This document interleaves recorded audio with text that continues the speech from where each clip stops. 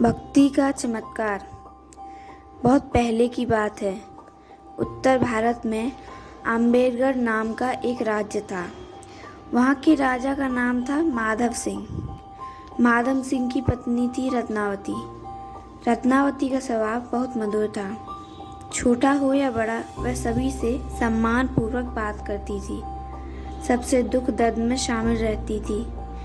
इन्हीं कारणों की वजह से लोग उनके प्रति बेहद आदर भाव रखते थे। एक बार एक घटना घटी। रात्रि का समय था। रत्नावती का राजमहल की छत पर घूमने की इच्छा हुई।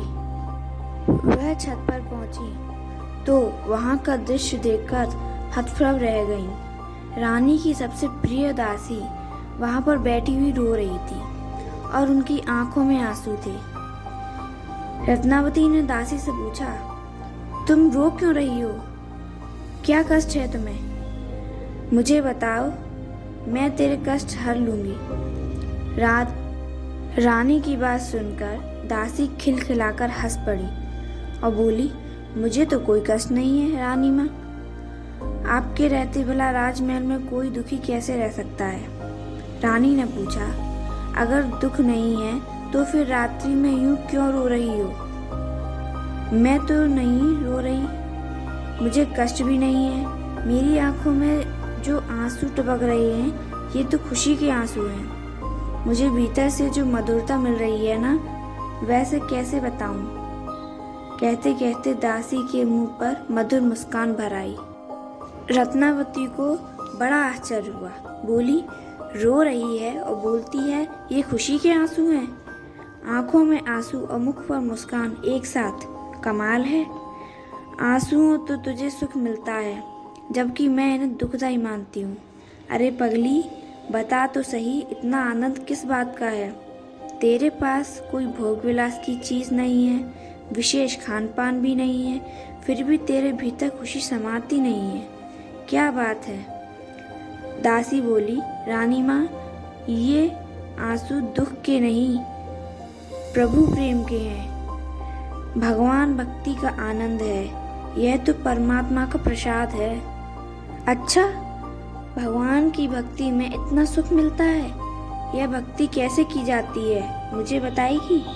रत्नावती के मन में जिज्ञासा प्रकट होने लगी। दासी ने सहमित होकर बोला, रानी माँ, आप छोड़िए ना ये बातें। यह रास्ता बहुत दुर्गम है। चारों ओर कष्ट ही कष्ट हैं। समाज की भी प्रताड़ना है। यहाँ तो वैराग्य का मार्ग है, किसी को हृदय में बसाने का मार्ग है। जब लोग तुम्हें तरह तरह से टोकेंगे, परेशान करेंगे, तो तुम्हें कष्ट होगा।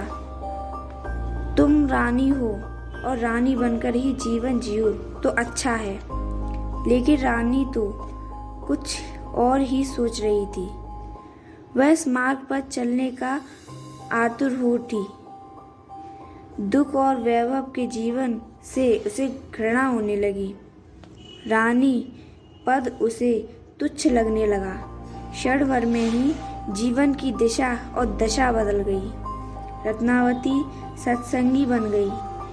रेशमी वस्त्र आभूषण उतार सूती और सादे वस्त्र पहन लिए। गले में चमकते हुए मोती की माला उतारकर तुलसी की माला धारण कर ली। रानी का कक्ष भी बिल्कुल बदल गया। जो कल तक एक विलास भवन था, आज वह गिरधर गोपाल की लीला भवन बन गया था। रत्नावती अपने कक्ष में आई और भगवान की मूर्ति के सामने प्रार्थना की, हे प्रभु, मैं तेरी हूँ। रानी पद तो बेकार है, मुझे तो अपनी भक्ति देना। मैं रानी नहीं, बस तेरी भक्त बन जाऊं। तत्पश्चात रानी अपनी दासी के साथ संत दर्शन के लिए चल दी। वहां रानी ने संत दर्शन का लाभ उठाया और हरि भक्ति पर संतोष से चर्चा की। धीरे धीरे रानी की भक्ति की चर्चा पूरे राज्य में फैल गई थी। राजा माधव सिंह उन दिनों दिल्ली में थे। वजीर ने उन्हें चिट्ठी लिखी भेजा कि रानी भक्ति के रंग में रंग गई है। राजमहल छोड़कर साधुओं के संग घंटों बैठी रहती हैं। वजीर का पत्र पढ़कर माधव सिंह लाल पीला हो उठा।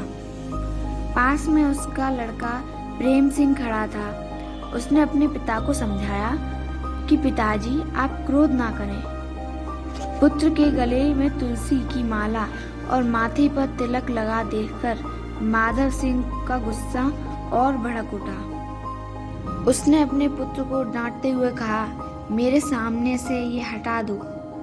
माधव सिंह कुछ दिनों बाद दिल्ली से आम्बेडगढ़ पहुंचे तो लोगों ने रानी के बारे में बड़ा चढ़ाकर सुनाया। क्रोधी का क्रोध बढ़ाने वाला सामान मिल गया। माधव सिंह ने मंत्रियों के विचार विमर्श किया तो इस निर्णय पर पहुंचा कि रानी को मृत्युदंड दिया जाए। कुछ लोगों ने राजा को चिताया, अपनी ही रानी को मृत्युदंड देंगे तो राज्य में रोष फैलेगा। राजा ने कहा, तो दूसरा कोई उपाय खोजो। अंततः सबने मिलकर षड्यंत्र रचा कि भूखे शेर को पिंजरे में बंद करके रानी के महल के द्वार पर रखकर उसका दरवाजा खोल देंगे। भूखा शेर मनुष्य की गंध पाते ही रानी को शिकार कर लेगा। हमारा कांटा दूर हो जाएगा।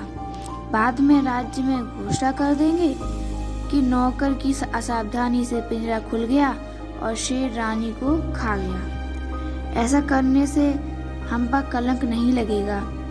इस युक्ति पर राजा की स्वीकृति मिल गई। रात्रि में भूखे शेर को पिंजरे में बंद करके रत्नावती के द्वार पर रखकर पिंजरे का दरवाजा खोल दिया गया। शेर तेजी से रानी की तरफ भागा।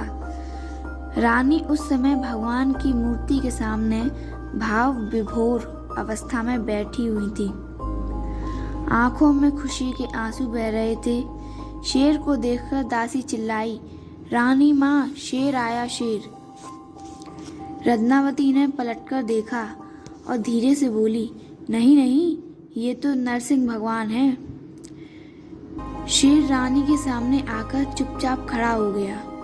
रानी पूजा की थाली लेकर शेर के सामने आई, आरती उतारी और बोली, भगवान, प्रहलाद के आगे आप नरसिंह के रूप में आए थे, आज मेरे सामने सिंह के रूप में आए हो। मेरे गिरधर आज यह वेश लेकर आए।